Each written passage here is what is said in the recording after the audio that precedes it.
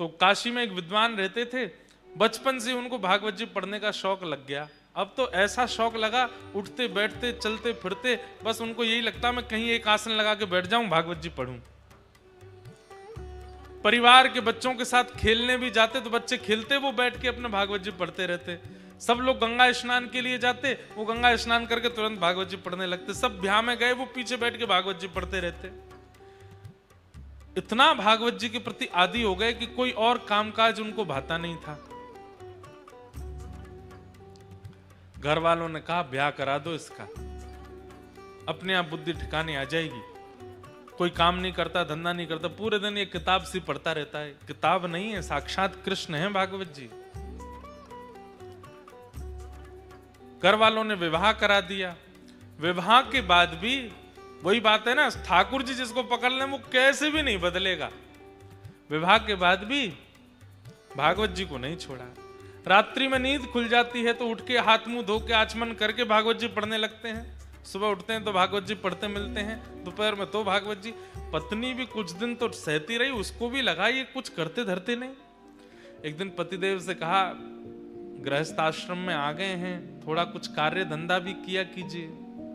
देवी हम आपसे एक सत्य बात कहें। बोले क्या? हम और सब कामों में नालायक हैं, नहीं कर पाएंगे। आप देख लो, कुछ आपको भाई तो कर लो घर चलाने के लिए, हमसे नहीं होगा। आजकल की कन्या होती तो छोड़ के चली गई होती, पर पुराने भारत के बोले अब क्या करें, हम ही कुछ करते हैं। तो वो घर घर जाती, भोजन बनाती और उससे जो वेतन मिलता उससे घर चलता था। पतिदेव कुछ नहीं करते। चलने लगा घर, 2-3 बालक भी हो गए, लेकिन भागवत जी के प्रति मोह घटा नहीं।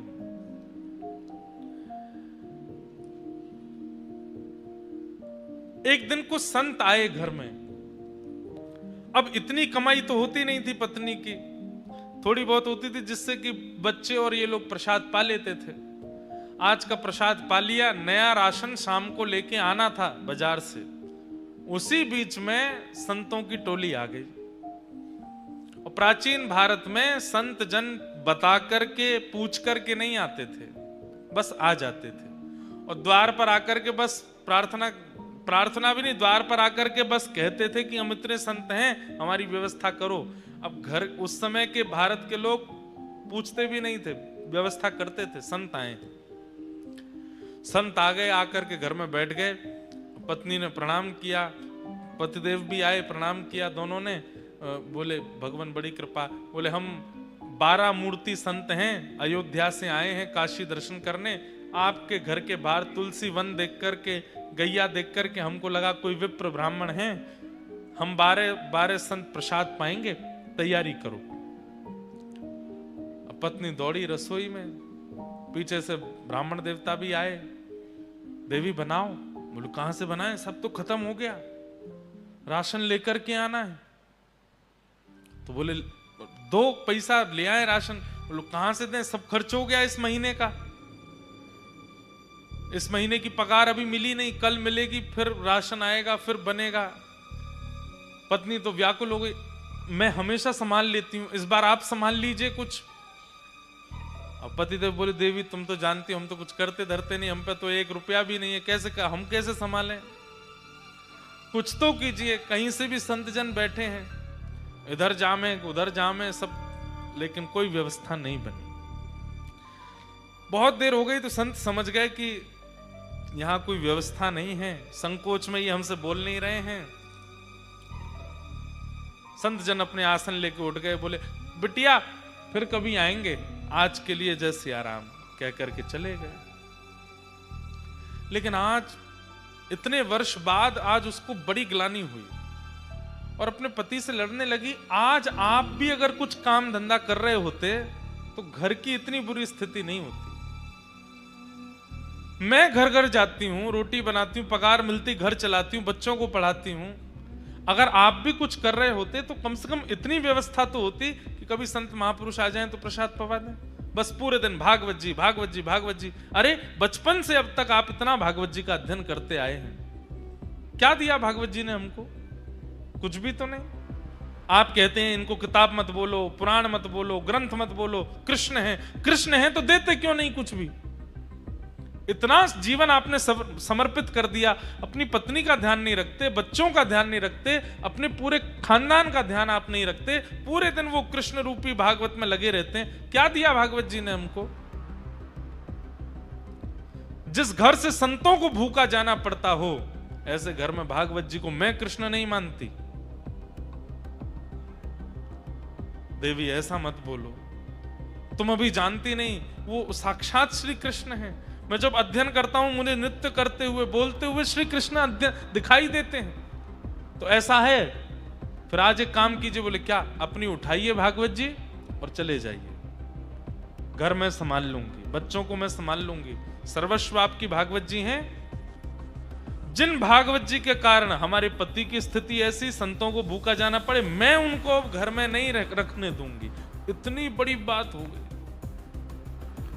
पत्नी के इतना बोलने पर पतिदेव बोले, दुनिया कृष्ण को घर में बुलाती है, तुम घर से निकाल रही हो। देवी इससे ज्यादा अब मैं सुन नहीं सकता, अब तुम रहो अपने बच्चों के साथ प्रेम से, मैं चलता हूं। अपनी पोथी उठाई और रोते बिलखते, ब्राह्मण देवता मेरे कृष्ण हैं, मेरे ठाकुर जी हैं, हृदय से लगा करके निकल गए। गंगा के तट पे जाके बहुत रोए, बोले मुझे कुछ भी बोल देती, मेरे को मार भी दे, पीट भी दे, मैं सह लूंगा। हे ठाकुर जी, हे भागवत जी, आपके लिए क्यों कहा? जब रोने लगे वो ब्राह्मण देवता भागवत जी को हृदय से लगा के, ठाकुर जी से सहन नहीं हुआ। ठाकुर जी मन में विचार करने लगे, भैया ये 40-41 वर्ष के हो गए ब्राह्मण, और जब से इन्होंने होश संभाला तब से केवल भागवत जी का ही अध्ययन किया, भागवत जी का ही पाठ करते हैं, कुछ काम कुछ भी नहीं, सब कुछ मुझे अर्पित कर दिया। और आज भागवत जी के लिए 2 शब्द गलत सुन के घर से ही निकल गए। मैं जाऊंगा। और काशी में छोटे से गोपाल जी प्रकट हो गए, और प्रकट होकर के ऊंची धोती पहन करके, सिर पर बढ़िया स्वाफा बांध करके, और बढ़िया कजरारे नेत्र हैं ठाकुर जी के, हाथों में कड़ूला पहने हैं, पैरों में सुंदर पाजेब पहनी है, कमर में करधनी पहनी है, गले में कंठा और एक सुंदर बगनखा पहना है, कानों में छोटे छोटे सुंदर हीरे के मोती हैं। ऐसी अद्भुत छवि ठाकुर जी की। लेकिन अपने सिर पर डलिया लेकर के कुछ बेचने वाला व्यक्ति होता है, ऐसे बन करके निकले। लेकिन सब इनको देख करके आश्चर्यचकित हो रहे हैं। क्यों? बोले भैया रोड पर कुछ सामग्री देने वाले व्यक्ति के रूप में इतना आकर्षण, वस्त्रों में इतना आकर्षण, चाल ढाल में इतना आकर्षण, ये तो बिल्कुल ललित गति, टेढ़ी मेढ़ी सी चाल, और ऐसे सुंदर सिर पर डलिया लेकर के, और बढ़िया स्वाफा सिर पर बांध के, एक स्वाफा कंधा पर डाल के, पसीना पहुंचते भय, और चल रहे हैं। जो देखे वही इन पर लुभा जाए। पहुंच गए ब्राह्मण के घर पर, दरवाजा खटखटाया। पत्नी ने जैसे ही द्वार खोल करके देखा, छोटे से गोपाल जी, गदमदरा से हाथ, गदमदरा से पाम, नेक सो पेट निकरो भयो है, गले में सुंदर हार पहने हैं, हाथों में सुंदर मणि के सुंदर कड़ूला पहने हैं, सब चमक रहे हैं। देख करके वो भी आश्चर्यचकित, इतना प्यारा बालक, इतना सुंदर श्रृंगार करके ऐसे घूम रहा है। कहो बालक, तुम्हारी माता जी कहाँ है? कहां से आए हो? और इतने से तुम हो, और इतनी बड़ी डलिया भारी सिर पे लेके कहां घूम रहे हो? क्या चाहिए? देखो खाने पीने की वस्तु तो मेरे पास नहीं है, जल पिला सकती हूँ। ठाकुर जी खड़े खड़े देख रहे हैं, और तुम इतने प्यारे हो, इतने सुंदर, माँ ने अकेले कैसे छोड़ दिए? कहाँ है तुम्हारी माता जी? तो ठाकुर जी उसको इशारा करते हैं, हम पे बोलना नहीं आता। अच्छा गूंगे हो? ठाकुर जी बोले अच्छा गूंगे, कुछ लिखने को दूं? लिख के बताओगे? बोले हाँ। लिखने के लिए कुछ दिया, ठाकुर जी उस पर लिख रहे हैं। क्या लिखे? बोले आपके पति जो हैं उनका मैं सेठ हूं, आपके पतिदेव का मैं सेठ हूं, वो मेरे यहां पर गुप्त नौकरी करते हैं, और बचपन से मेरे यहां नौकरी कर रहे हैं, आज तक अपनी पगार नहीं लेकर के गए।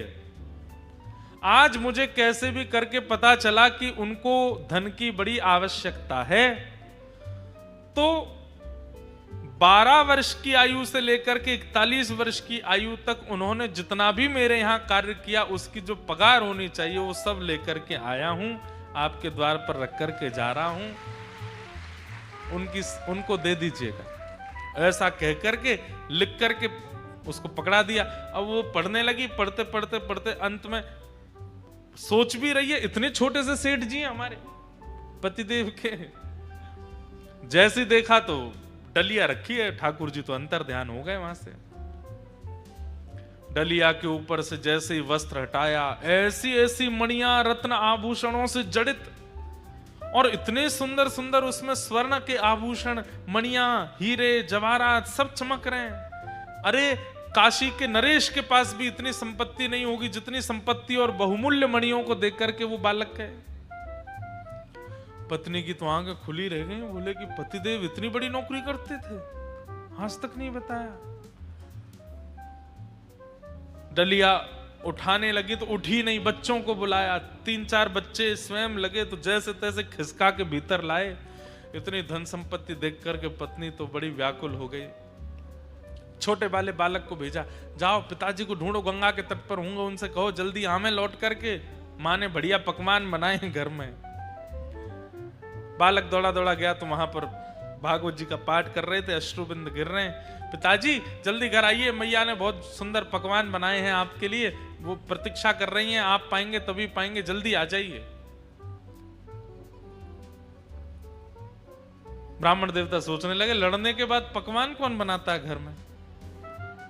हमको घर से निकाल दिया, इतना सब कुछ बड़ा बुरा बोल दिया, और सुबह संतों को पवाने के लिए एक फूटी कौड़ी नहीं थी, अब पकवान बनाए हैं। चलो भागवत जी का पाठ पूर्ण करके हृदय से लगा के गए। लौट करके घर जैसे ही आए, द्वार खटखटाया।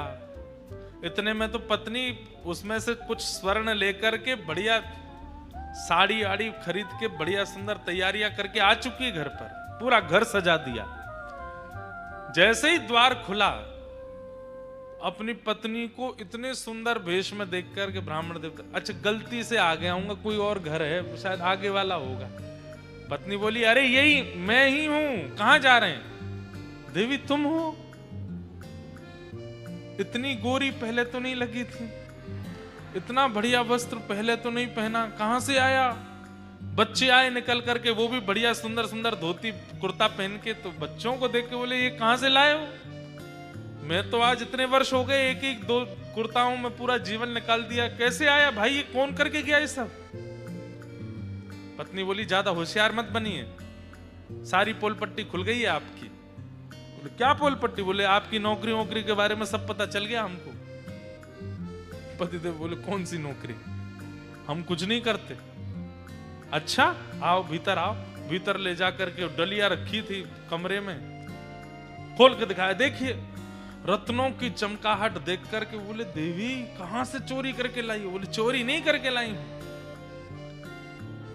आपका मालिक आया था, गूंगा मालिक। और एक बात बताइए, इतना छोटा, हमारे बच्चों से भी छोटा था वो, उसको मालिक, लेकिन क्या सुंदर उसका वर्ण, आहा क्या कड़ूला पहने थे, सिर पर क्या सुंदर पाग बंधी थी, उस पर मोती के हार, गले में कंठा, कौंधनी, पैरों में पाजेब, थोड़े थोड़े नील वर्ण के सा अंग। अब ये पत्नी बोलती जाए और पत्नी ठाकुर जी का चिंतन पतिदेव के चित्त में आ रहा है कि निश्चित ठाकुर जी आए। देवी तुम्हें कैसे पता? उन्होंने बताया। बोले को लिख के देके गए।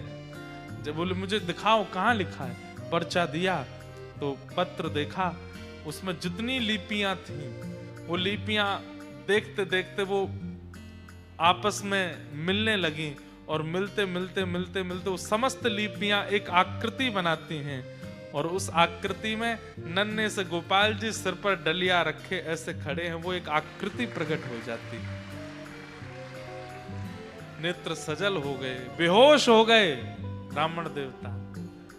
होश में आए तो रोने लगे। देवी वो कहां गए, कहां चले गए, बच्चे बताओ ना। अरे सेठ जी हैं, तुम्हें तो पता होगी कहां है। अरे वो सेठ मेरे नहीं है, पूरे विश्व के सेठ है। साक्षात ठाकुर जी आए थे। और ये जो बात कहकर के गए ना कि मैंने जीवन भर उनके यहाँ नौकरी की है, ये भागवत जी ही, मैं अकिंचन भाव से भागवत जी का जो पाठ करता था उसी का वो पूर्ण जो भी मैंने किया है उसका वो सब वेतन देने के लिए आए थे। श्रीमद् भागवत जी को तुम कृष्ण नहीं मानती, वो भागवत जी कृष्ण स्वरूप ही आए थे और ये सब दे करके गए।